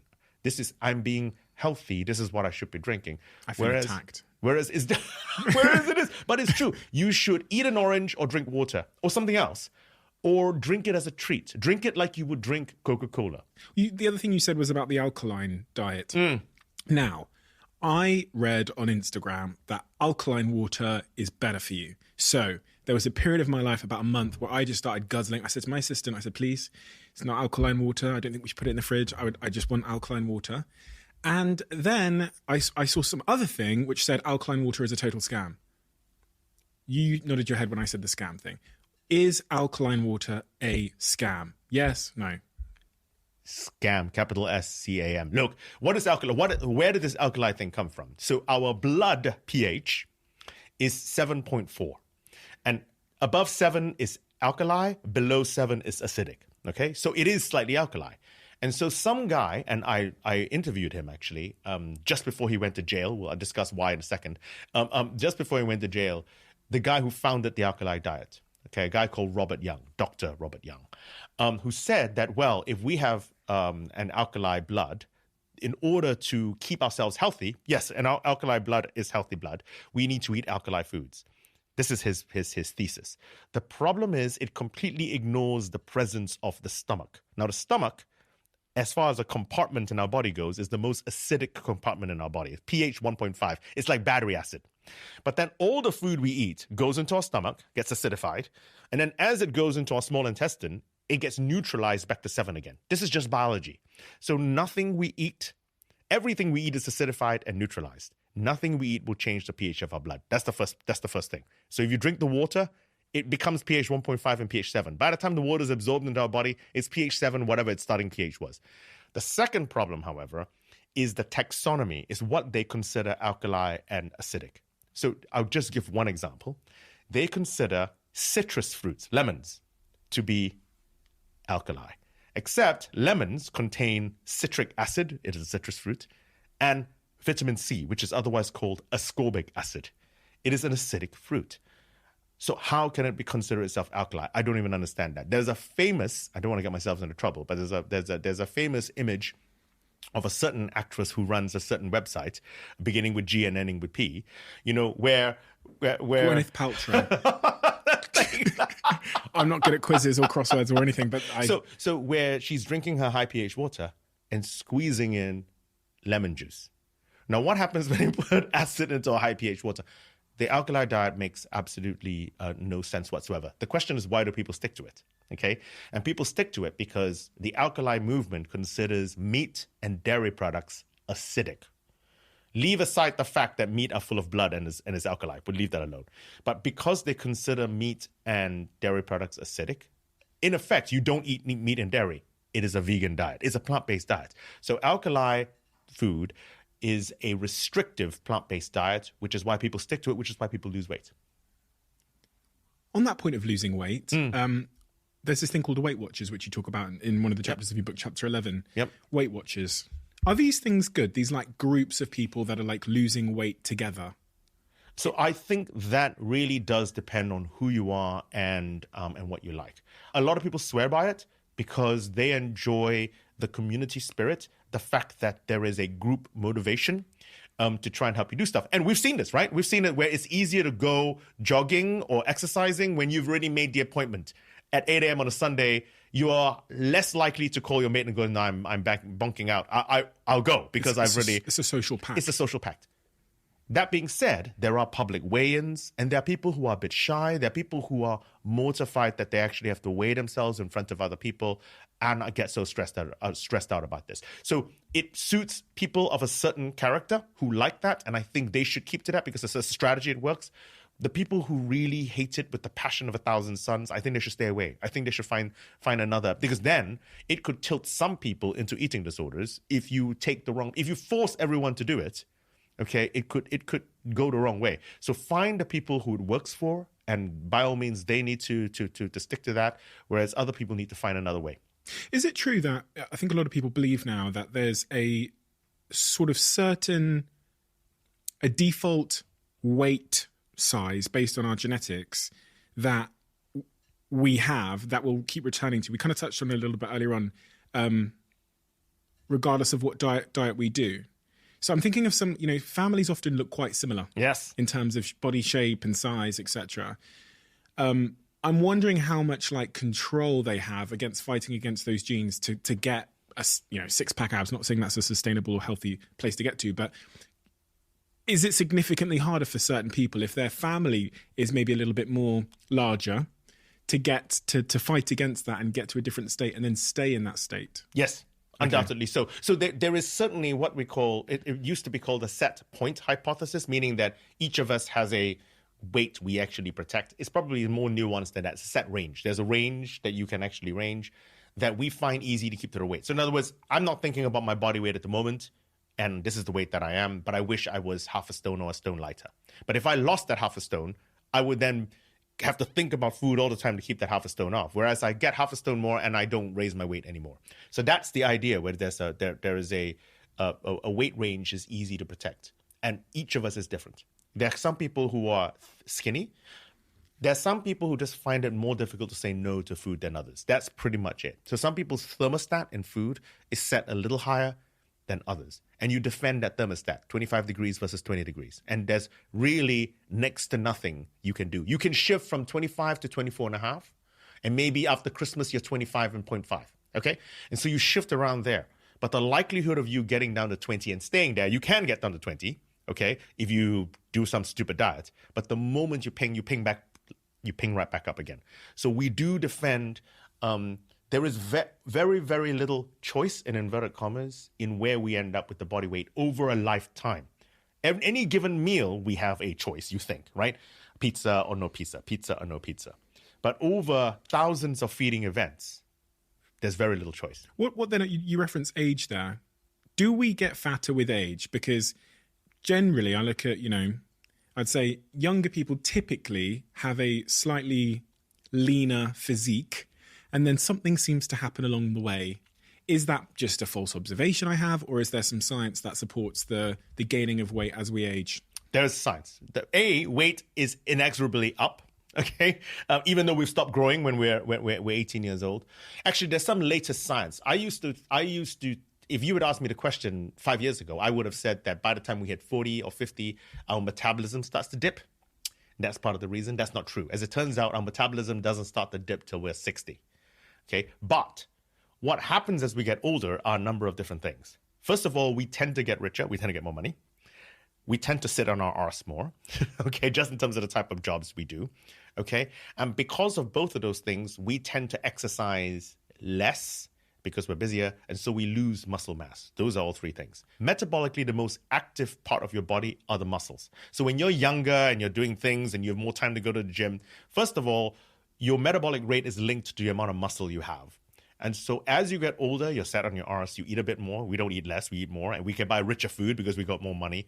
And you begin to lose muscle mass. So all of those things put together means that you inexorably become larger. Then what happens at 60 years old, your metabolism then starts to drop as well. And then you get even larger, middle-aged spread, etc. So on that point about the more muscles you have, the higher your metabolism. That's it. That means if I've got big muscles, then I'm burning my food faster. Yes. Fantastic news. I'm going to work out later. Lift some weights. Because I was really startled by that. I after I read it in your book about us gaining more and more weight as we age, I Googled it. And the Healthcare Research and Quality Agency said that we naturally tend to gain weight as we age to the tune of 1 to 2 pounds per year, according to their review. And that's from the Agency for Healthcare Research and Quality, which I found quite startling. But completely accurate. So the numbers, what the numbers that we have is, yeah, I think that's right, actually. So between 20 and 50 years old, those 30 years intervening, the average person, will gain about 15 kilos in weight, which is 2 pounds a year, 1 to 2 pounds a year. 15 kilos in weight is gained over 30 years on average. Some gain very little, others gain a hell of a lot more. We look at ourselves in a mirror. I look at myself in a mirror, but it's true. I don't want to be that guy. Mate, I don't know how much choice you have. What can I do to try and stay?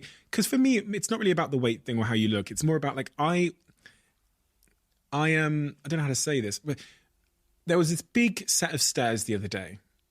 Really, really long set of stairs leading down to this lake. I was in Indonesia a couple of months ago.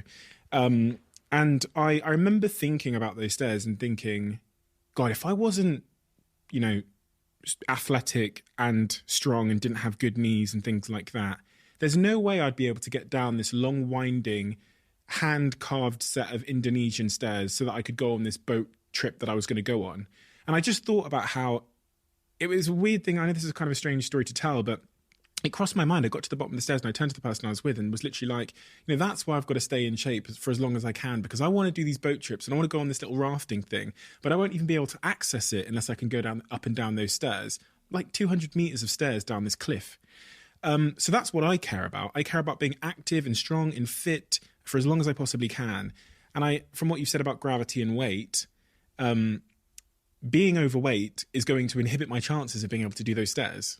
So that I think there are two elements there. First of all, there is doing the things that we want to do, okay, like that. Because you're exactly right. These are the things which I can still do that. I can still walk up a mountain or down a mountain because I'm still fit enough to do that. And I want to stay as fit as long as I can to do that. And weight will inhibit that, undoubtedly. But then there's a second element to actually consider. Now that's healthy. Look, none of us are going to live longer. We hopefully... And anyway, if we lived longer but was unhealthy, would you want to live longer? So you want to live longer but healthier for longer, okay? And undoubtedly, the thing that is closest related to health when you age is not your total weight. There's a role to play there. The amount of muscle you have. It is your muscle mass as you age, independent of how much fat you have, okay? That will determine how healthy you are as you age. So now I'm talking about going into the 60s and the 70s rather than when one is able to go down a 200-meter set of steps, okay? So now, as you get older, the most crucial bit of information is to maintain resistance training, not lifting, and that's not what I'm talking about. Sitting on a wall, getting up and down a chair, because the amount of muscle mass you have, really, really, really marks the level of health that you're going to get. And then the science is startling. It is so related, independent of weight, from there. So muscle mass is the most important for healthy aging the moment you get 60, 70 plus. Interesting. Okay, so I'll keep doing resistance training. Correct. Always keep resistance training. And lifting weights as long as I can. Lifting weights as long as you can. At some point, you won't be able to lift weights just I because... Don't write me off. Don't write me off, Giles. The hubris of youth. Yeah. That's the naivety of youth. Yeah, you just assume you'll always be able to do what you can do now. Yeah, it's something I think a lot about. And I think a lot of people will watch this podcast because probably, especially this time of year, we're in January, they'll probably be trying to find ways that they can cut fat. They want to be a bit skinnier. You said, I think you said half a stone you want to lose. I'm in the same place. I think most people want to lose a half a stone or something. What is the way that you would suggest to do that? The simple way, not the like fucking complicated, go buy this guy's course and do 3 million sit-ups, whatever. The simple advice you would give someone that's hoping to create sort of sustainable weight loss. Okay. So this something's like the last page of the Why Calories Don't Count book, but it is a set of numbers, and I know I said not to count calories, but it's a set of numbers that you can apply to whatever diet you like. So the first is the amount of protein you eat, and you need to try and focus on trying to keep to about 16% of the energy in your day, okay, from protein, 16%, and there's a sweet spot. So if you eat too much and you're not lifting, you're stressing your kidneys because your kidneys have to get rid of the nitrogen from the protein, okay? So 16% is a sweet spot, and it doesn't mean steaks only. It can mean beans, tofu, any kind of protein from anywhere, 16%. Second is fiber. We need to eat as much fiber as physically possible, okay? 30 grams we want to aim for, although we're looking at the moment on average in this country, we're probably only eating 15 grams. We need to double the amount of fiber we actually eat. Third, we need to limit the amount of added sugars into our diet. Added sugars meaning sugars not tied up in fiber. Powdered stuff, maple syrup, agave, nectar, all those are added sugars you put in. Keep it to 5% or less of the energy content in your day. And those are the three numbers that I want you to think about. So 16% of protein, 30 grams of fiber, 5% or less of added sugars. Apply that to whatever you want, keto, whatever you want to do. Apply that, and I think that will be a sustainable, healthy way to eat. Now, there's been a lot said about exercise as a weight loss strategy. A lot of people think, do you know what? I will just run every day and I'll lose weight. In your books, you said the problem with using exercise as a weight loss strategy is that doing exercise makes you feel hungry. You can't outrun a bad diet. Is exercise a good strategy for weight loss? It is a good strategy for weight loss if you're an Olympic athlete or a Tour de France rider. What if you are a muggle like me? A muggle like you, a muggle like me, then exercise. Okay, exercise, you can never replace the goodness and wonderfulness and health benefits of exercise. Is exercise a good weight loss strategy for a muggle like Steve? No. It's a good weight maintenance tool, though. So in other words, once you've lost the weight, which means you need to eat less somehow, exercise helps you keep the weight off. So once you've actually lost the weight that you're aiming for, whatever that might be, then do the exercise, and that will help keep the weight off. But it's not going to help me get the weight off in the first place. No. That seems to sit in contradiction to what my old personal trainer. Only because we don't do it enough. So now if you had, okay, let's put it this way. The way that it would work is if you had a personal trainer and a chef. Then what would happen is your personal trainer will make you work hard and your chef will make your meal, okay? Therefore, what happens is it's controlled on both sides. That is not typically what happens in the real world. I go on my run, my cycle, what have you. I come back, I'm ravenously hungry. I open the fridge and I stuff my mouth full of carbs. That is my story, right? And so it is very difficult to control your diet after you've done long, hard exercise bouts because you get ravenously hungry. So professional sports teams, they exercise ridiculous. They train 3 times a day. So there's that. But they still have chefs and dietitians, and they eat what the canteen puts out for them, which is healthy food. So someone is looking after their diet for them, but they are burning so much they don't have to worry too much about how much they eat, whereas we do. I know it's counterintuitive in some sense, but it's purely because we don't exercise enough. And is that also ultimately because the brain is controlling our feeding behavior? So the brain knows that we've just been for a run, so it's adding to our appetite. Yes, a surplus to make us return to that weight it's trying to protect. There's that, and there's also our own internal psychology on it. Because now you feel a bit smug. You say, oh, I went for my run on Sunday morning, ooh, and then so I can eat what I want. And there's that element too. So suddenly, when you normally would say, oh, I better not eat so much today, I haven't. There are some internal controls that we sometimes have. Those internal controls are weakened once we've actually had our exercise because we feel that we have earned the food that's in front of us. Body positivity. Yes, sir. That is one of the things you discuss in chapter 9 of Why Calories Don't Count. Now, body positivity, I think there's lots of pieces to it. One of the, I guess, the central idea is that there's no such thing as an unhealthy weight. I don't want to mischaracterize the movement, but what do you think about body positivity? So I understand where body positivity comes from, okay? Because obviously there is a lot of weight stigma in society. Weight stigma, for whatever reason, is one of the last Rubicons left across. If you or I made any disparaging comments in public or anything about someone's gender, someone's sexual orientation, skin color, whatever, we get fired. We do.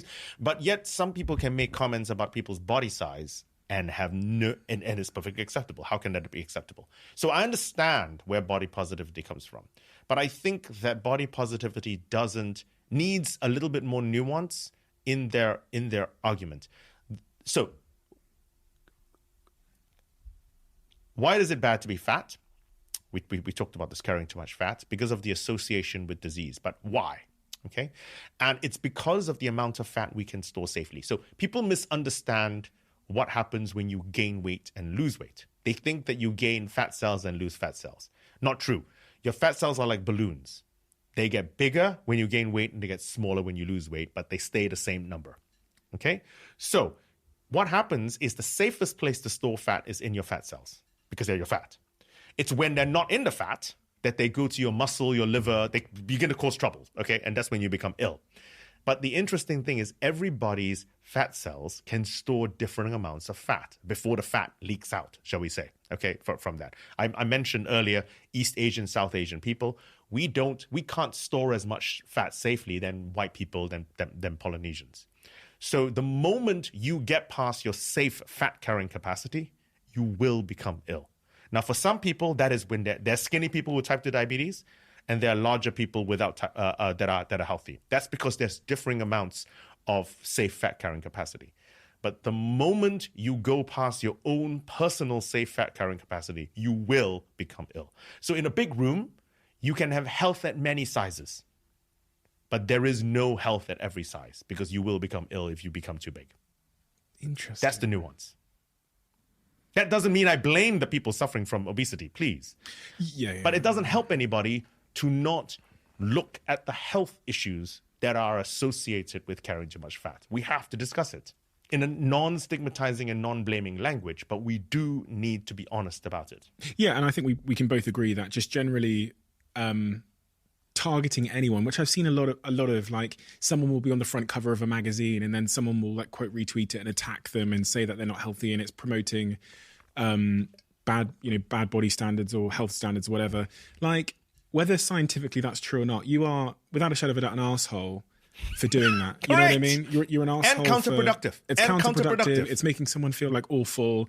It's not, it's making people have the stigma, as you've said. And if you think about it from a psychology standpoint, shaming people for how they feel is probably not going to help them be proactive in making changes. If you think about how motivation works with, self-esteem and how we feel and wanting to feel positive and high self-esteem to make changes in our life, it's probably not an effective strategy to attack people for their body image, regardless of whether or not it's a dickhead move. I mean, exactly.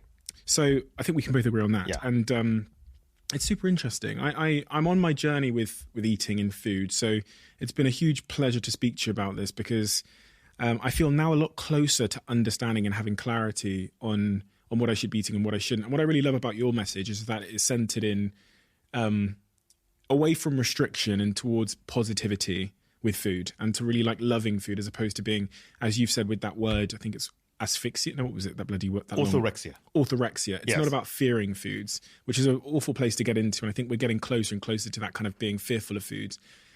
It's just about, I guess, making a little bit more informed choices, but also keeping the balance and and the chocolate and the other things that are part of all of our lives. What's your mission? I'm assuming you have one when I ask the question, and I shouldn't do that. Do you have a mission? And if so, what is it? Oh, so my mission is to destigmatize obesity and try, because look, it is going to roll like a tidal wave into every single country across the world.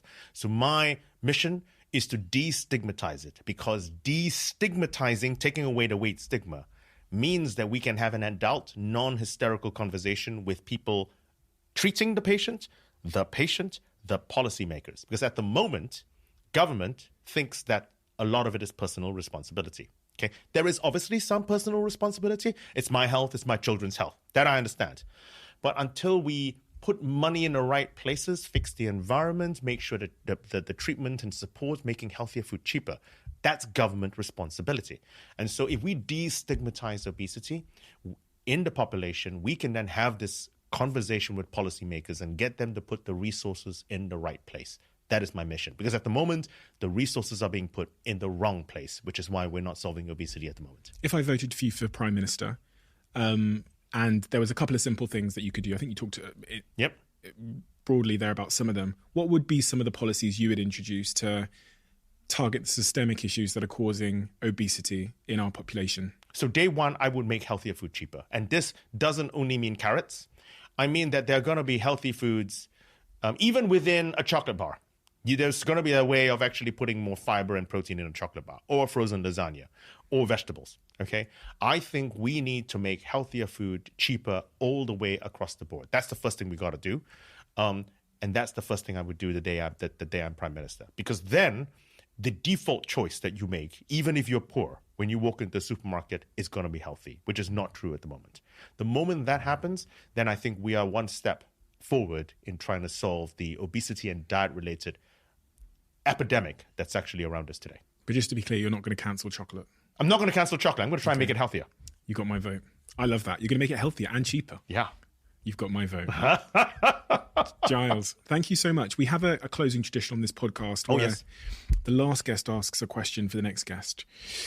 Oh, this is a long one.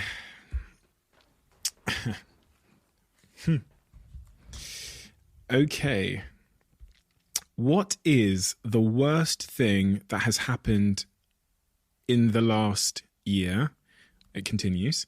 What is the best thing that's happened to you in the last year? From which have you learnt the most? What is the worst thing that has happened in the last year? What is the best thing that has happened to you in the last year? From which have you learnt the most? The worst thing that has happened to me in the last year, I think, was we were smack bang in the middle of Omicron, I think, of that. And then my mum ended up with a stroke. So my mum, she's fine now. She's fine now. But my mum lives in California, which is where I'm from. And then life became very difficult. I was trying to find a way to get out there without getting stuck out there. Anyway, she ended up being better, but there was a period of time there where I was really seriously stressed about the whole scenario. That probably was the worst. That probably was the worst thing. It turned out to be fine because she was fine, but it could easily have not been fine. So that was probably the worst thing over the past year. That would probably be it. Because my own close family is fine. Now, what is the best thing that has happened to me over the past year? That's an interesting question. I'm not sure I know I've had a good year. And I think I can't deny that. I'm privileged. I've had a good year. Work has gone well. Other things have gone well. My family are still with me. My son is at uni. So I think my family has been the best thing. As with most, it's a very boring answer, but as with many things, has been the best thing that has happened to me over the past year. That's a cop-out answer? No, it's okay. But there was a third part to that answer, with the question, which was, from which have you learnt the most? From which I learned the most, I think that I always think you learn the most when things go downhill. Because that's because then you start to reassess priorities, you start to think. So undoubtedly, I should have got that the first time around. No, I think you learn a lot more about yourself when things go wrong, rather than when things go well. You like it when things go well. It's when proverbial stuff hits the fan, that's when you learn more about yourself. Did it make you reassess your priorities? It did make me reassess my priorities, actually, because I began thinking, okay, all these things which I was planning on doing, I'm going to cancel them now. I'm going to cancel them now. And actually head back. But after a couple of days, my mum became a lot quicker, and she told me, look, I have got people here supporting me now. I need you to come back a little bit later so I don't need everyone. My mum said to me, I don't need everyone here now. That's not I need someone here in a periodic place and time. And so that's what I did. I went back later rather than immediately, although I did end up canceling a bunch of things, reassessing the importance of things, to leave almost immediately. My mum stopped me. And is there a broader point? I reflect on when I spoke to Tim Spector, who's one of the quotes on the front of your book here. He talked about the passing of his father and how that is part of the inspiration that sent him off to think more about food, the food he was eating, how he was treating himself. And then I believe he had a stroke himself, which again was a bit of a sort of tectonic earthquake in one's life. When we see the health of those we love and those that we are genetically related to have instances like that, tragic instances like strokes or other health issues or disease, is there something in the mind that kind of makes you look in the mirror and go, gosh, like how am I living my life? What can I do to avoid having a similar diagnosis or ending up in the same place or those kinds of things? That is a very interesting point, because genetic tests aside, the most not guaranteed way, the easiest way of telling the future of where you're going to end up is to look at your parents. It's very depressing, I know. But what do your parents look like? If they're still alive, what diseases do they have? If they're not, what did they die of? This is very morbid, but it's not, because you look at it. It's a picture, in essence, not 100% of your future you. It's certainly more accurate than any genetic test at the moment. And so exactly that. You look and say, oh God, what did my mom? What did I have? Now I got to add strokes into my risk, And then I look at my son. What is he going to do? But do I need him to exercise more? It does reassess to say that, well, is there anything I could do? To avoid just ending up with a stroke. So it does make you think about things. It also made me think about the fact that even though my mum was doing something else not about diet, she was in hospital, yet there were people, this insidious pseudoscience that we were talking about was still able to seep into a hospital, into the person next to her, and people were talking about it when they were seriously ill, and not even just talking about food. They were talking about trying to make themselves better, but through pseudoscience. And that was the other thing which jumped out at me. I said, oh my God, this can't, it's there. Even in hospital, even when people are seriously ill, people are still talking. Maybe because they're seriously ill, they're talking about this pseudoscientific approaches to their health. And that's why your work is so important, Giles. These books are fantastic. They're very accessible books. They're based in evidence, not necessarily opinion or pseudoscience or anything like that. They're based in scientific evidence and several decades of work and research. So I thank you for writing them. They've been a pleasure for me to read. I recommend both of them. Sometimes when I have guests on this podcast, I'll say, I'll tell my audience to get this one or the other. But I think they're both absolutely fantastic books and necessary. And they're very, very interlinked. There's things in... Why Calories Don't Count builds on a lot of the stuff that I read in Gene Eating as well. So they have a relationship between them, and it's been fantastic to talk to you. You're a very animated speaker, which is what makes a good podcast guest, because people can stay engaged for longer. We see that trend, and that's why I loved your delivery and your articulation of all the points. It makes a big, big difference. So thank you for being such a brilliant guest on the podcast. Thank you so much for having me.